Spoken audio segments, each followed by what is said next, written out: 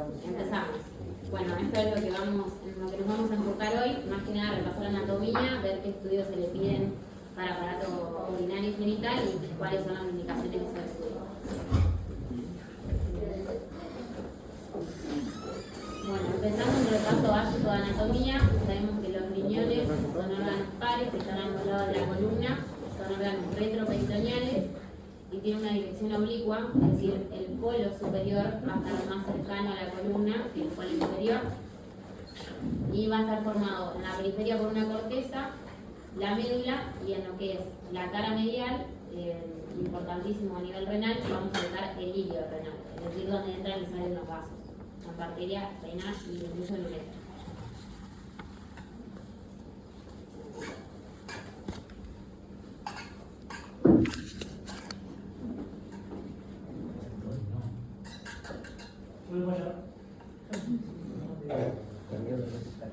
Tópica de lo que es la constitución renal.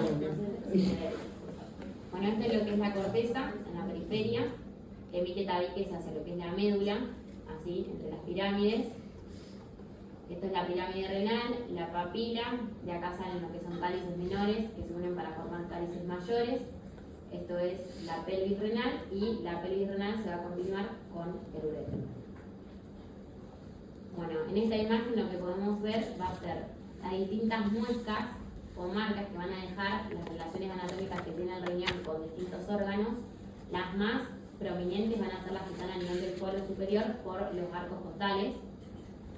Y esto es para que vean cómo la arteria renal derecha es más larga que la arteria renal izquierda porque la aorta está a nivel más izquierdo respecto a lo que sería la columna. Entonces la arteria renal derecha es más larga para llegar al riñón.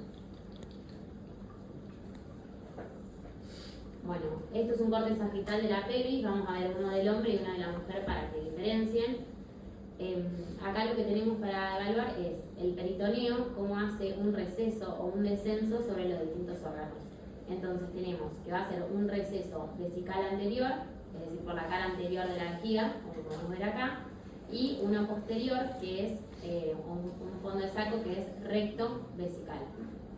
Y esto para que ustedes vean la longitud de lo que es la uretra en el hombre, que a diferencia de la mujer que es mucho más corta, por eso tenemos más predisposición a infecciones urinarias que los hombres. Bueno, esto es lo que venía diciendo recién. Esto es la vejiga, el cuello y las distintas porciones de la uretra para que repasen. Esta es la uretra prostática que atraviesa la próstata.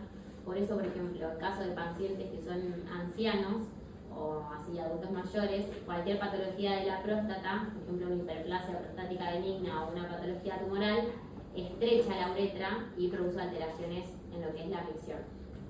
Después está la uretra membranosa que atraviesa el diafragma urogenital, que es una porción muscular, la bulbosa y la peniana. Fíjense la longitud en comparación con la de la mujer, que es mucho más corta. Y esta es la otra imagen que les decía, que es el corte sagital de la pelvis de la mujer, donde vemos el mismo peritoneo que va a recubrir el techo superior de la vejiga, al igual que el hombre, solo que ahora se agrega lo relacionado al útero.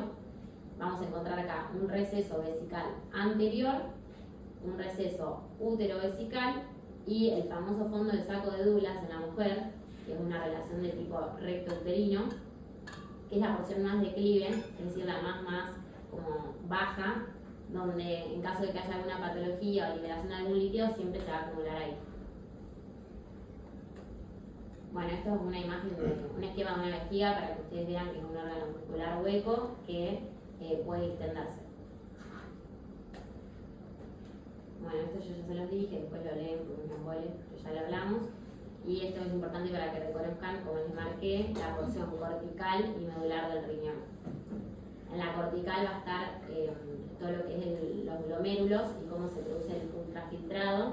Y vamos a ver en los próximos estudios, en los métodos de imágenes, cómo se va a filtrar lo que sería el contraste.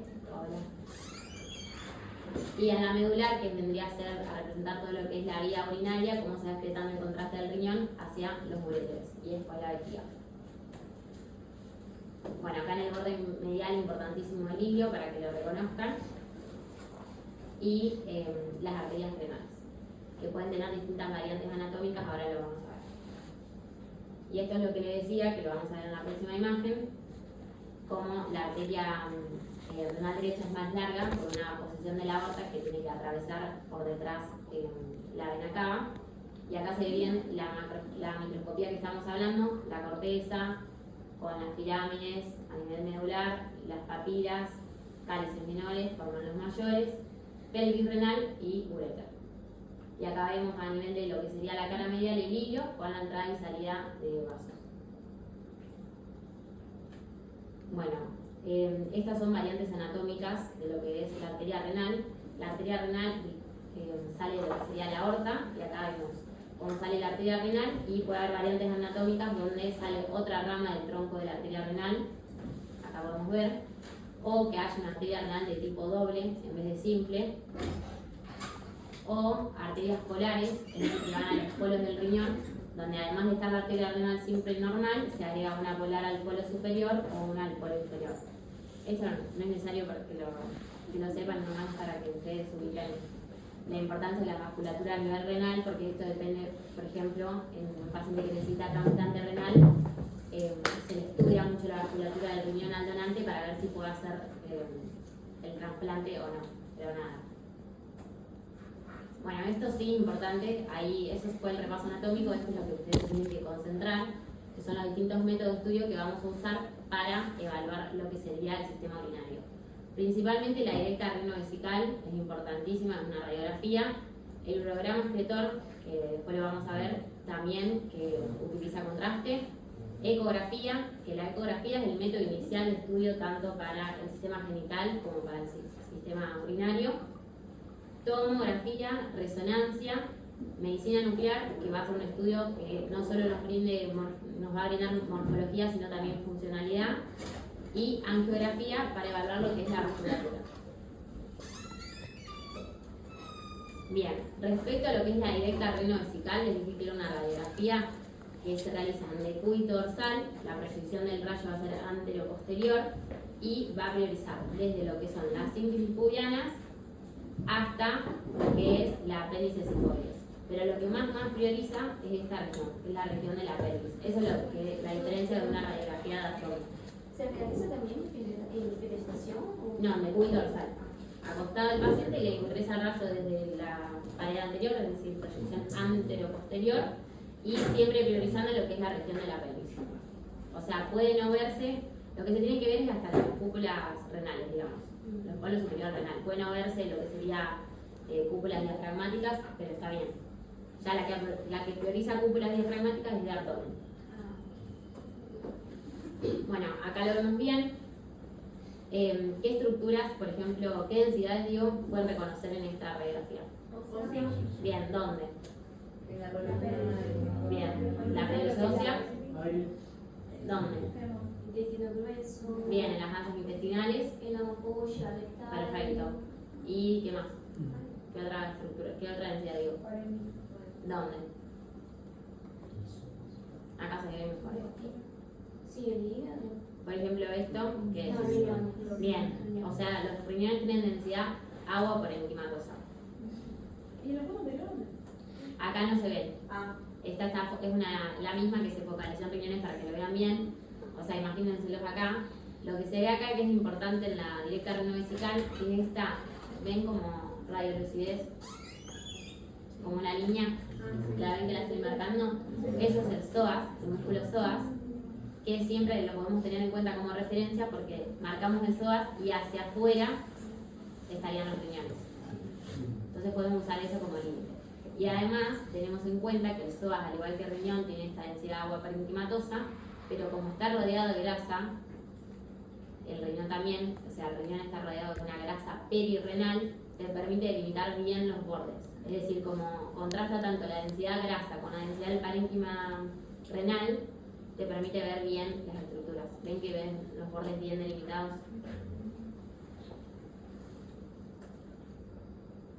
Bien, y la directa renovesical además te sirve para ver más que nada, la indicación principal son litiasis o cálculos, que se van a ver bien claros. Por ejemplo, acá lo podemos ver en esta directa de pelvis, ven esas estructuras cálcicas a ese nivel, podemos inducir que son flegolitos. Flegolitos son calcificaciones a nivel de lo que son las venas, inducimos que son flegolitos porque son redondos chiquitos. A diferencia de un cálculo que puede ir alternando la estructura a medida que pasa por el uréter. Por ejemplo, vos tenés un cálculo al uréter, se va a ir alargando y amoldando a lo que es la estructura normal del uréter, entonces varía la forma. El flegolito es redondo, bien delimitado. Bueno, ese fue un estudio, la directa renal-vesical, se da radiografía. El próximo estudio que vamos a ver para evaluar riñón va a ser el urograma excretor. Este es un estudio que se realiza administrando contraste endovenoso, iodado, y a medida que el contraste va atravesando las distintas vías urinarias, vamos a ir evaluando, tomando distintas radiografías. ¿Para qué nos va a servir? Para evaluar dolor geniturinario, hematuria, infecciones, anomalías congénitas, litiasis y complicaciones postquirúrgicas. ¿El contraste solamente el yodo? Sí, yodo. Bueno, ¿y cómo se hace la preparación? Hay que hacer el día anterior dieta líquida durante todo el día, después tomar la dosis de Varex 70. Varex 70 es un laxante que se le hace tomar a los pacientes para que no haya el contraste entre las asas intestinales que estén llenas de materia fecal y que opacifiquen ver bien la vía urinaria. Entonces siempre se hace un vaciado gástrico y intestinal para que permita una mejor visualización. El día del estudio debe permanecer totalmente en ayunas y 2 horas antes del estudio debe aplicarse una ampolla de dexametasona intramuscular. La dexametasona es un corticoide que generalmente se lo aplica para disminuir la respuesta inmune, es decir, para que el contraste no haga ninguna reacción alérgica en el paciente ni nada, entonces se le administra dexametasona. Y yo esto como lo tomaría con pinzas porque ustedes qué piensan, si voy a hacer un estudio con administración de yodo, ¿se lo voy a hacer a un paciente que puede llegar a ser alérgico? ¿Yodo? No se lo haces, no se lo vas a hacer. Lo mismo si es un paciente que tiene una insuficiencia renal. No se lo vas a hacer.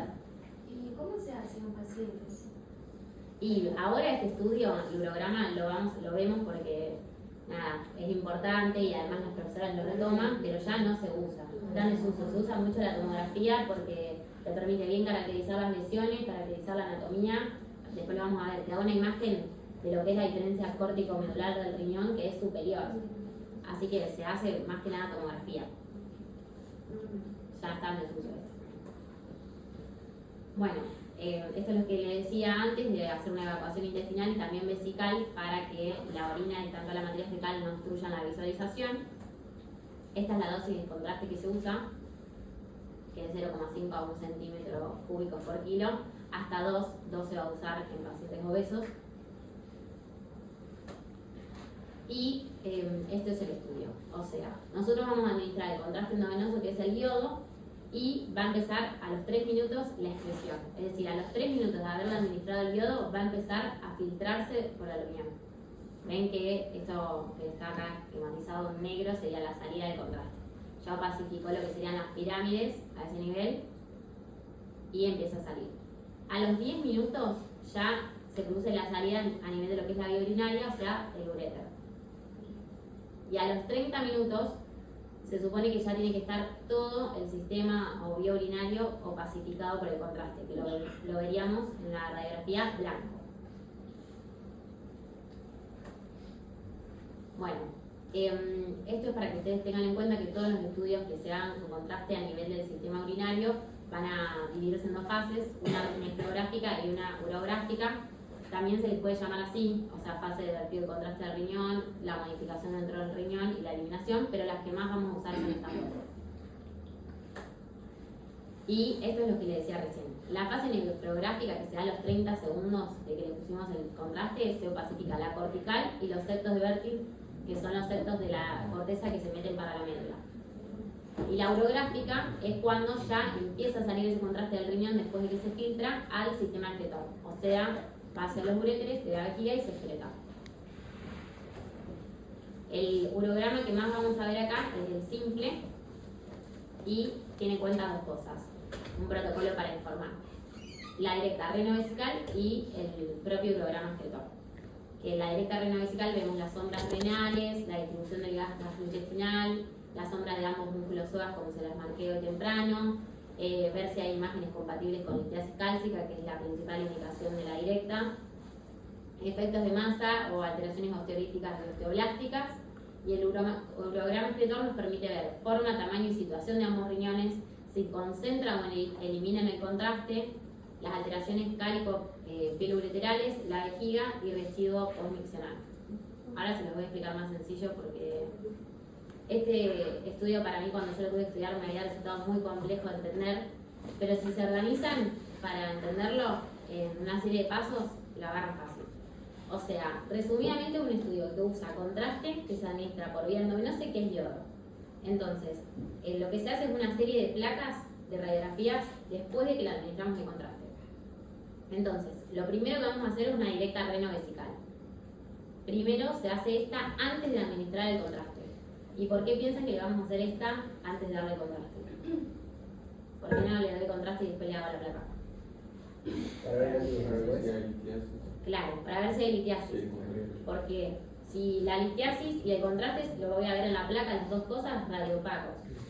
O sea, lo voy a ver a las dos cosas blancos. Si yo agarro, le meto un contraste a un paciente que tiene una litiasis, el contraste se mete por toda la vía urinaria y me lo tapa. No puedo diferenciar la litiasis del propio contraste. Entonces yo primero agarro al paciente, le digo acostate acá, de cúbito dorsal, le hago la directa renovesical, no tiene nada, bueno, listo, y le meto el contraste. Y sigo con el estudio. Entonces el primer paso del urograma, directa renovesical. El siguiente paso, le meto el contraste y hago una placa a los 5 minutos. ¿Por qué a los 5 minutos? Porque se supone que a los 3 ya empezó a eliminarse el contraste desde el riñón. Después hago una a los 15 minutos, que ya podría ir viendo cómo se va excretando por el uréter. Otra a los 30, que tengo que ver ya toda la vía opacificada por el contraste. Tengo que ver todo blanco, incluso la vejiga. Y esta de 45 minutos es aleatoria, o sea, hay gente que la hace, hay gente que no, no es obligatorio como las otras. Y por último, le digo al paciente que se pare, que vaya a orinar y que vuelva. Y lo que voy a hacer es otra directa más, que se llama postmiccional, para ver si después de que el paciente orinó le quedó un poco de contraste, o sea, si tuvo residuo miccional. Pero ideal sería que se limpie. Claro, exacto. Nada, esto es para que lo lean, es importante, y las calcificaciones para que tengan en cuenta que una directa pueden encontrar todo esto. Desde calcificación en cartílagos costales, los flegolitos que les mostré, arteriales, granulomas glúteos, que son las que se pueden producir después de una inyección, por ejemplo, a nivel glúteo, que se forman en granuloma, y ganglionales. Y acá vamos a ver lo que les decía. Primero vamos a ver, se le hace la directa renovesical normal. No tengo nada, no veo ninguna estructura cálcica, no veo ninguna litiasis, listo. Le meto el contraste. Y hago otra placa a los 5 minutos. Entonces, a los 5 minutos ya ni se veo porque se filtra rapidísimo, o sea, a los 30 ya empieza a los 30 segundos ya empieza a filtrarse, pero miren a los 15, ya ven la salida del contraste por los uréteres, ¿ven? Otra a los 30 minutos, donde ya veo el contraste que sale del riñón, atraviesa los uréteres y miren la vejiga. También tiene contraste la vejiga. Acá lo que tenemos que tener en cuenta es que ven que en el uréter no ven todo pintado perfecto de contraste hasta la vejiga. Y esto se debe a que el uréter es una estructura que tiene peristaltismo, es decir, que se contrae y se relaja para permitir que pase la orina. Entonces, puede ser que haya regiones del uréter que están pintadas y otras que no, que se debe al peristaltismo, no es patológico eso. Bueno, esta es otra incidencia que podemos hacer, oblicua. Y esta es la que le digo postmiccional, o sea, el paciente se levantó, fue a orinar y ven, esto le quedó de residuo postmiccional, que era lo que decíamos hoy. Y dice, la postmiccional se realiza para evaluar el residuo postmiccional o para visualizar sin superposiciones el uréter distal.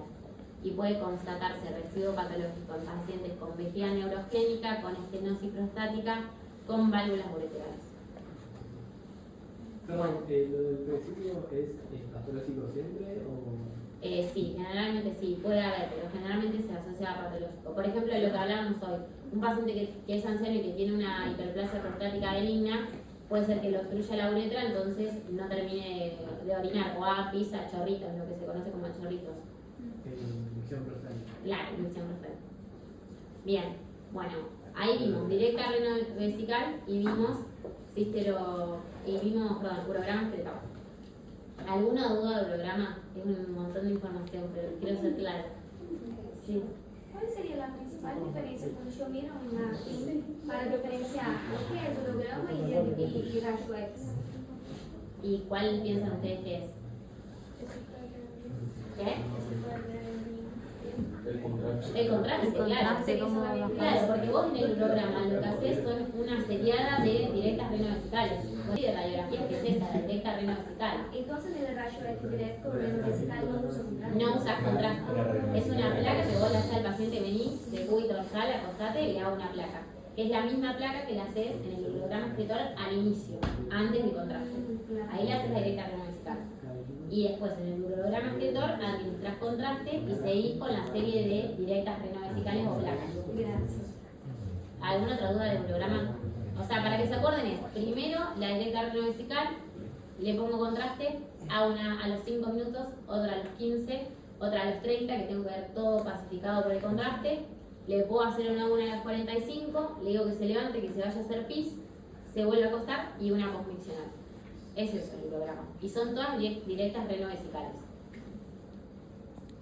Bueno, después tenemos lo que es la cistouretografía miccional, que esta es un estudio que se hace bajo control radioscópico y utiliza contraste iodado, que se va a colocar a través de la uretra hasta la vejiga, a través de una sonda. ¿Y qué se tiene que tener en cuenta? Como voy a administrar una sonda, le tengo que hacer a la paciente, generalmente lo hacen en pacientes femeninas en edad pediátrica, en nenas, le tengo que hacer un urocultivo y que tiene que ser negativo. ¿Por qué? Porque si yo voy a meter una sonda por la uretra y la paciente tiene un microorganismo, con la sonda le subo el microorganismo y le produzco una infección urinaria. Entonces siempre antes tengo que hacer un urocultivo que tiene que dar negativo. ¿En qué paciente se usa? Se va a usar más que nada en niñas, como les dije, en edad pediátrica, que tienen infecciones urinarias a repetición, que generalmente se asocia a un reflujo vésico-ureteral. O sea, en la normalidad nosotros tenemos los uréteres que desembocan en la vejiga y por una misma capacidad de los uréteres fisiológica de generar una válvula, hace que la orina no vuelva a subir a los uréteres. En casos de patología, la orina refluye y asciende, y este es el estudio que se pide para ver si existe ese reflujo. Bueno, acá lo vemos la administración a través de la sonda de contraste iodado, cómo va a perfundir todo lo que es la vejiga, y fíjense que esta es una CUMS sin reflujo, o sea, es normal porque no vemos el ascenso. En caso que haya reflujo, vamos a ver pintado de blanco los uréteres acá arriba.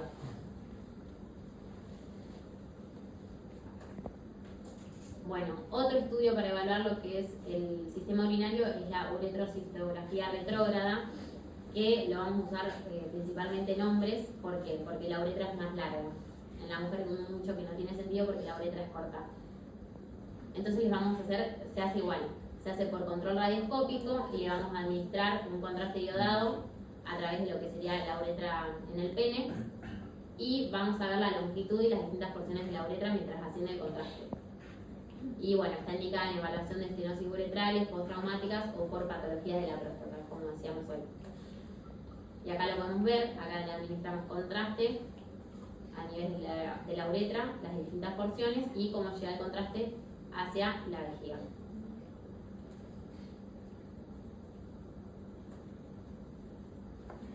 Bueno, el método inicial para que ustedes se lleven de estudio del sistema urinario es la ecografía. Es el primero que vamos a pedir. O sea, viene un paciente que tiene un cólico renal, un dolor a nivel renal, primero le voy a pedir la ecografía, no le voy a hacer un holograma excretor, todavía no sé qué tiene.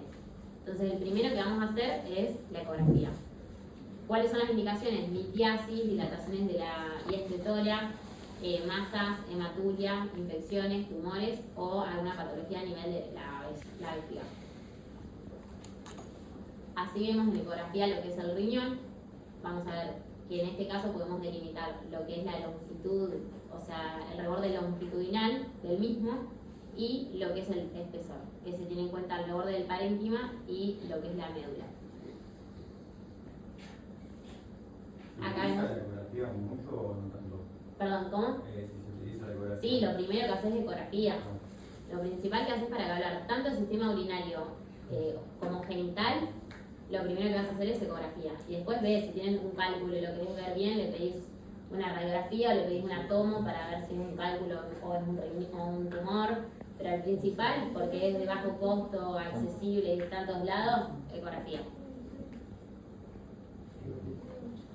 Bueno, acá vemos un riñón derecho de corte axial. Acá está el esquema. Y lo que tiene el plus de la ecografía, que yo les había dicho que era importante a nivel renal, es agregarle el ecodoppler para evaluar la vasculatura.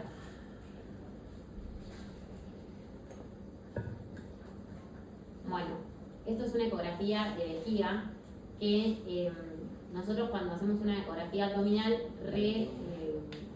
se recontra usa esto, que es que cuando se van a hacer una ecografía vieron que le dicen que tomen líquido y vengan antes de orinar con la vejiga bien distendida, porque esto permite que se distienda bien, reconocer bien el reborde parietal, la luz, y usarlo como ventana para ver otras estructuras.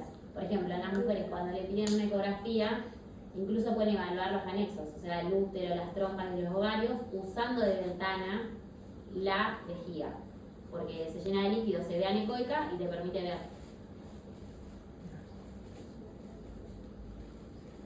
Bueno, otro estudio que vamos a utilizar para lo que es el sistema urinario es la medicina nuclear, que es importante porque nos da información de lo que sería la anatomía, o sea, morfológica, y además funcional. Y lo vamos a usar para todo esto, o sea, medición del flujo renal, para evaluar la filtración, para ver la función del riñón, si hay alguna obstrucción, evaluar un trasplante, se va a usar el analíticos al yodo y en casos de hipertensión. Y el estudio que vamos a realizar es este, que es el radiorenograma isotópico, que, como les decía, evalúa lo que es la función y la morfología y se hace a través de la administración de un radioisótopo. Entonces, administramos un radioisótopo que es captado por el riñón, fíjense acá, y comienza a ser excretado. Acá lo vamos a ver en lo que sería la corteza y acá en toda la vida, a los 30 minutos.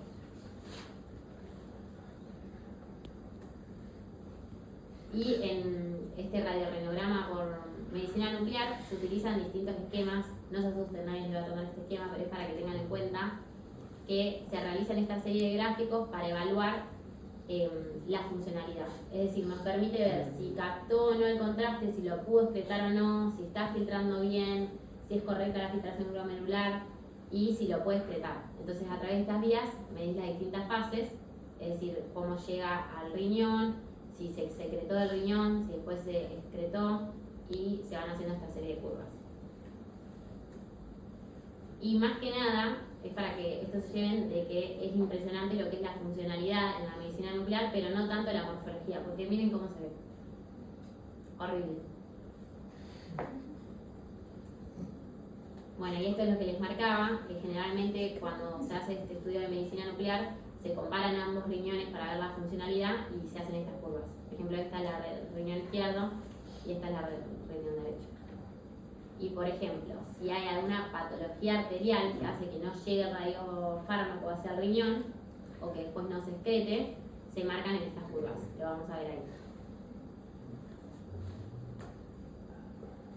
Bueno, otro método que vamos a evaluar es la tomografía, que más que nada es esencial en el sistema urinario porque nos permite caracterizar lesiones y lo que es la anatomía normal se va a ver súper bien.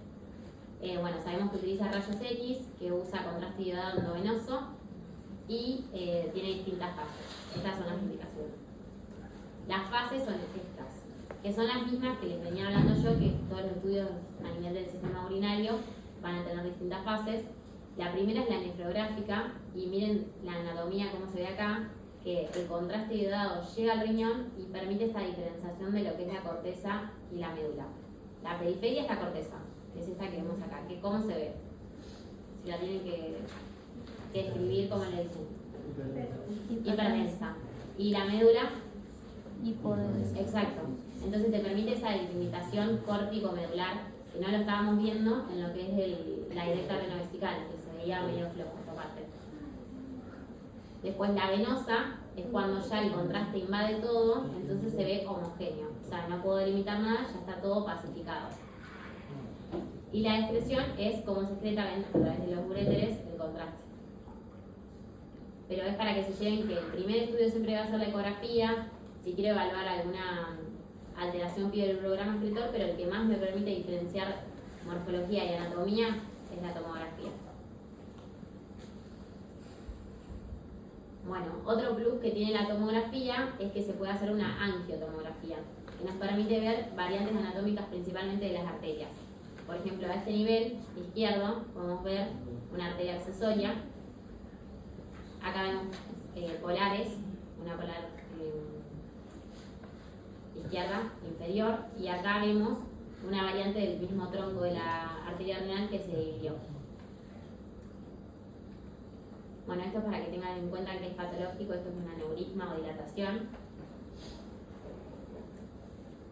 Y esta es una urotomografía que nos permite hacer reconstrucciones 3D, fíjense que bien se ve, de lo que es el sistema urinario.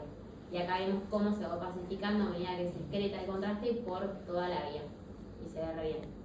Vemos bien lo que son las pirámides, cálices, pelvis renal y uretra. Bueno, acá hay más imágenes de lo mismo, que es la urotomografía, cómo se va excretando y tiene hasta la vejiga. Y esto es una tomografía de vejiga que acá podemos delimitar bien lo que sería un líquido anecoico, que podría ser orina, de lo que es el contraste. Fíjense que bien se ve hiperdenso.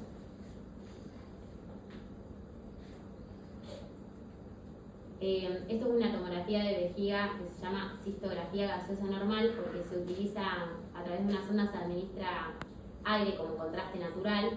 Entonces distiende bien la vejiga y te permite delimitar bien el borde parietal, o sea, la pared y la luz de la misma. Esto que se ve acá es la propia sonda, no es patológico.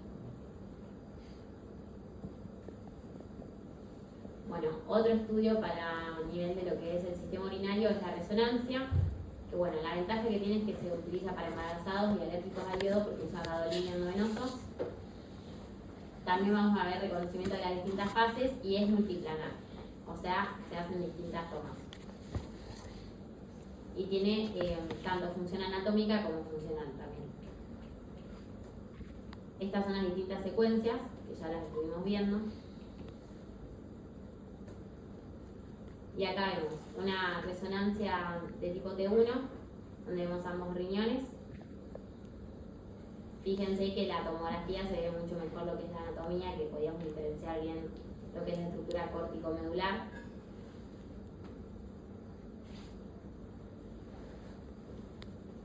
Y acá lo vemos igual, con contraste.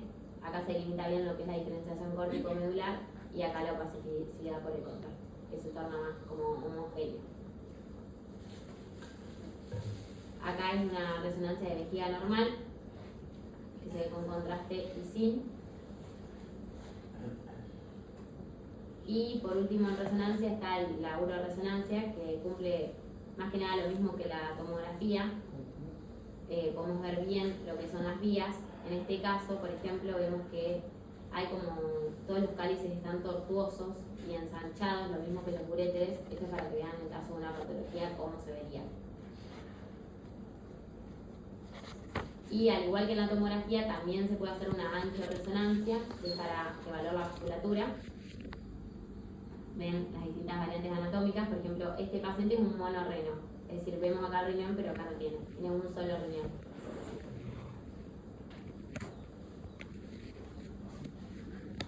Y la evaluación funcional es para tener en cuenta las distintas fases, ya sea nefrográfica como urográfica, cómo se va filtrando el gadolinio a través del riñón y cómo se va a ir eliminando por la vía. Uretres hasta vejiga. Y estas son las indicaciones de la resonancia.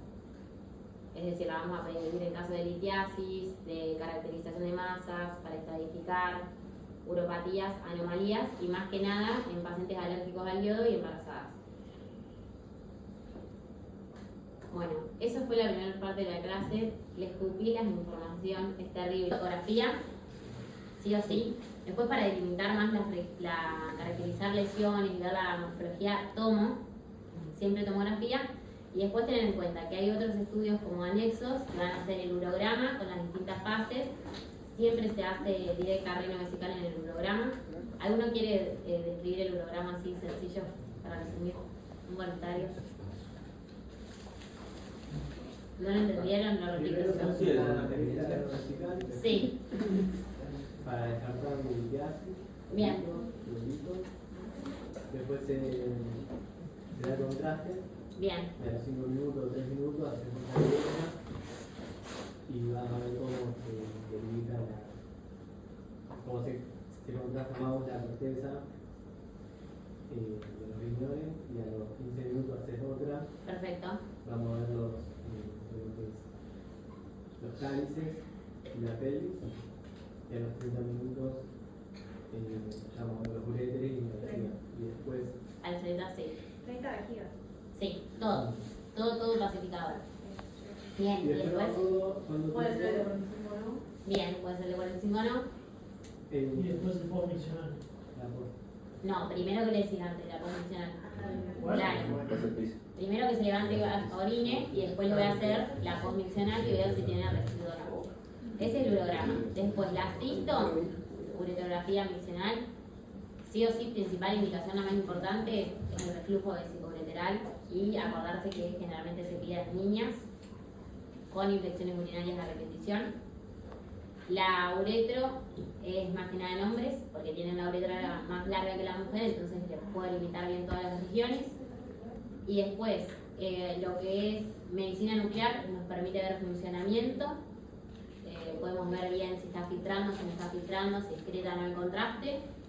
Y tomografía y resonancia, más que nada para lo que es la morfología, que se prefiere la tomografía, y porque después puedo agregarle la angiografía a ambas cosas y evaluar vasculatura.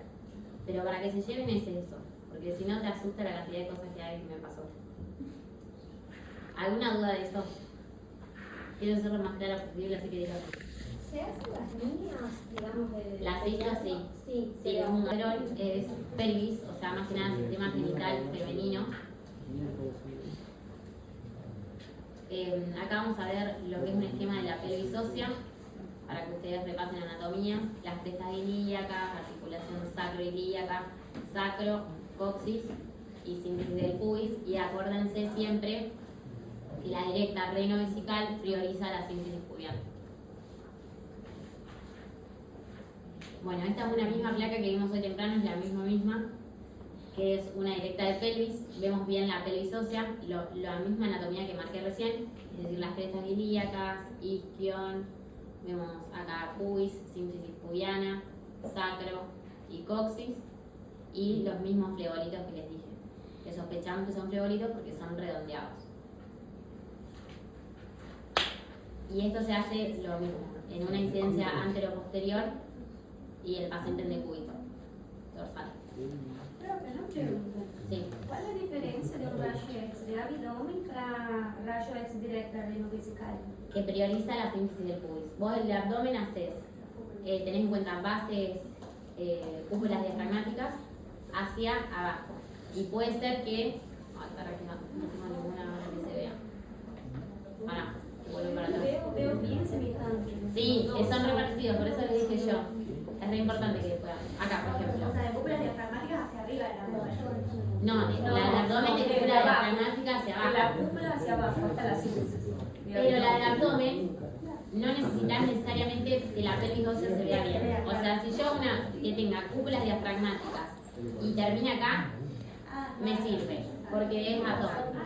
Sí, Yo yo le he visto hasta la síntesis. no necesariamente. La diferencia es esa, que vos priorizas cúpulas diafragmáticas y hacia abajo. Si se ve bien, si se ve hasta acá no pasa nada. Está bien igual. Pero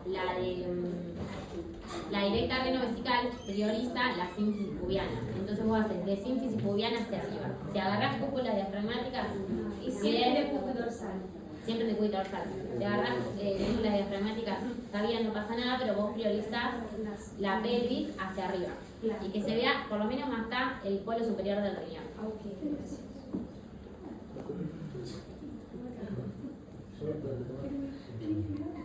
Bueno, además de una de frente, se puede hacer de perfil, tanto lo que sería pelvis izquierda como derecha, y como verán, no se ve nada horrible. Y repasando lo que es sistema genital, más que nada femenino, vamos a ver hoy, tenemos el útero con el fondo, el cuerpo y el cuello. lo que son las trompas con sus distintas partes y las fimbrias que tienen contacto con el ovario.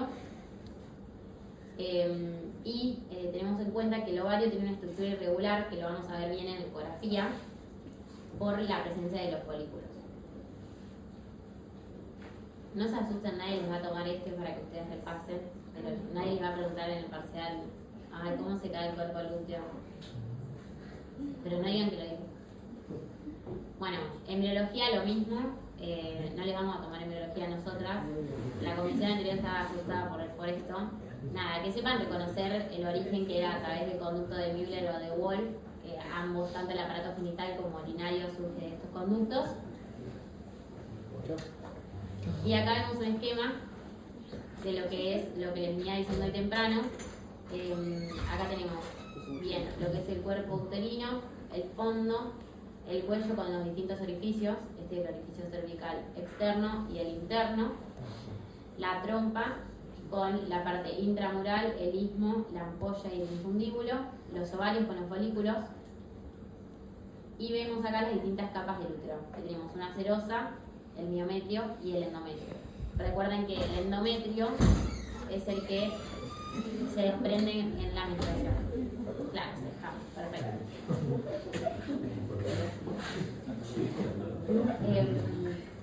Bueno, acá también el repaso de lo que sería embriológico. Nada, lo leen después, no es importante. Y esto es para que recuerden que al igual que el sistema urinario, a nivel genital, el principal método de estudio también va a ser la ecografía, el primero que vas a pedir. Y acá vemos el endometrio en edad fértil, que lo que se tiene en cuenta es el grosor del mismo. ¿Ven? Acá donde están estas marquitas es el espesor, el grosor. Que en edad fértil siempre el grosor del endometrio es mayor que, por ejemplo, en una paciente que es menopáusica. Y también no solo va a depender el grosor de la edad, sino que va a depender de la etapa del ciclo que se encuentre. Por ejemplo, si es una paciente que está menstruando, el grosor va a ser menor porque se descama el endometrio. Entonces siempre el grosor va a ser menor. Lo mismo si es una paciente que toma, por ejemplo, pastillas anticonceptivas. Siempre el grosor va a ser menor. Y vean este endometrio en relación a este. Esta es una paciente postmenopáusica. ¿Ven? Es mucho menor. Bueno, y lo que es ecografía en el sistema genital, tenemos dos formas de realizarla. Una es la ecografía abdominal, que usamos como ventana a la vejiga, que les había dicho hoy temprano. O sea, le decimos al paciente que tome líquido, se torna anecoica y podemos visualizar los anexos utilizando como ventana a la vejiga. Ven, acá reconocemos el útero. Por ejemplo, esto es una paciente que tiene un DIU, no sé si lo ven ahí. ¿Ven? Ahí es una sombra acústica, bueno, después del DIU. No. ¿Qué sería esa sombra? Ahí. La verdad, no sé. Capaz que la propia sombra que genera el DIU, pero no te sabría decir. Bueno, esta es una forma, que es utilizando como ventana la vejiga. La otra forma es la transvaginal, y nos permite evaluar mucho más la morfología. Entonces, lo que vamos a tener en cuenta acá es que se realiza intracavitaria, es decir, el transductor va a ingresar en lo que es la cavidad vaginal y se coloca un profiláctico siempre antes de realizar la ecografía, y nos permite delimitar mucho más los anexos. Fíjense cómo se ve acá los folículos ováricos. Todas esas irregularidades que podemos ver acá a este nivel son los folículos. Y esta es la transabdominal, que es la que se realiza a través de la vejiga. ¿Y cómo diferenciar los folículos del ovario poliquístico? Y para mí es una cuestión más de la delimitación de los bordes y la ubicación. Porque el quiste puede ser más redondeado, capaz que ves una alteración en lo que es en la densidad, pero igual nadie les va a tomar eso tranquilo. Es patológico. ¿Eso lo vemos en defensa? No, en ginecología les pueden llegar a ver. Sexualidad no se ya usa. Bueno, esto es una variante anatómica que es un útero bicorne. Miren cómo se ve el mismo en lo que es la ecografía. Y esto altera lo que es la capacidad fértil de la mujer. Y justo hablando de fertilidad, el estudio que se realiza para evaluar la misma es la histerosalpingografía, que es la que hablábamos hoy. La histerosalpingografía es un estudio que se realiza también por control radioscópico y vamos a administrar, vamos a abrir la cavidad vaginal con un espéculo en la mujer y administramos a ese nivel el contraste iodado, que va a ir a través del endocervix, el istmo, hasta llegar al cuerpo uterino. Y acá el contraste tiene que dirigirse hacia lo que son las trompas. Y esto es lo que vamos a evaluar. O sea, este estudio lo que evalúa es la permeabilidad tubaria. Si hay alguna alteración que hace que el contraste no pase por la trompa, esto nos hace sospechar presencia de esterilidad. Tenemos que seguir evaluando. Y lo que se tiene en cuenta para ver si es una paciente que tiene permeabilidad tubaria o no es la prueba de Cotte. La prueba de Cotte es esta. Es decir, esta imagen es media confusa. Acá se los explico mejor. Vamos a administrar el contraste iodado, pasa por lo que es el endocervix, al istmo, al cuerpo, y ahí pasa la trompa. Si de la trompa el contraste se va hacia lo que es la cavidad peritoneal y se desparrama en el peritoneo, es una paciente que tiene permeabilidad tubaria, o sea, es fértil. Las trompas están funcionando correctamente, se llama prueba de Cotte positiva normal. Ahora, si yo le administro el contraste, pasa por la trompa, de la trompa se desparrama el peritoneo y me queda en el peritoneo localizado en alguna región, o sea, me queda aislado, contenido en alguna región, se llama prueba de Cotte positiva patológica, porque hay algo en el peritoneo, por ejemplo, una brida posquirúrgica o una anomalía que contuvo el contraste en alguna región, no permitió que se desparrame. Y si el contraste pasa por lo que es el útero, va a la trompa y queda retenido en la trompa, o sea, hay un impedimento en la trompa que hace que no pase, sospecho ahí alguna alteración en lo que es la permeabilidad tubaria y nos puede indicar esterilidad. Es decir, se llama prueba de Cotte negativa, porque hubo alguna estrechez o una anomalía o una malformación en la trompa que hizo que el contraste no pueda seguir avanzando.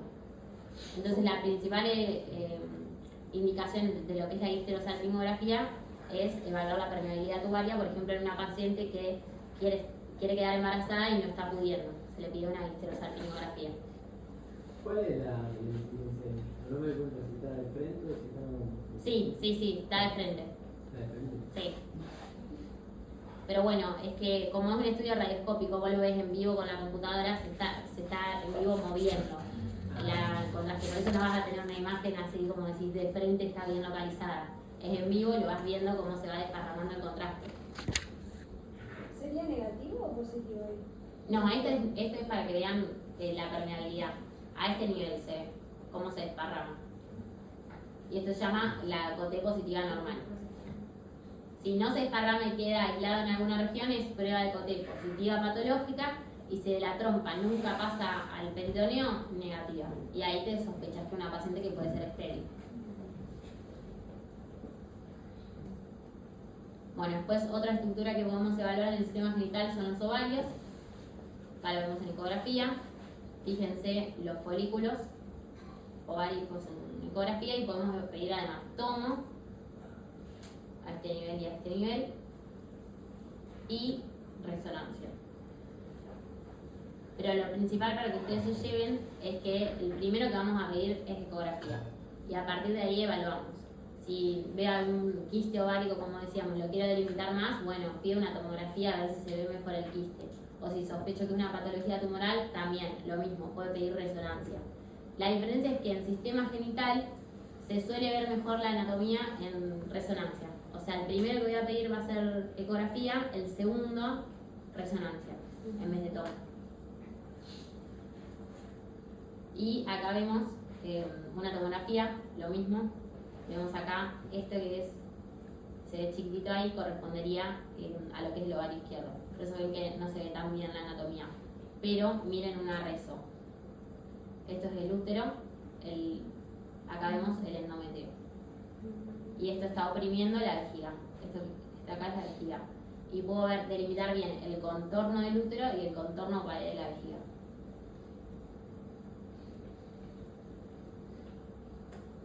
Bueno, y eso fue todo.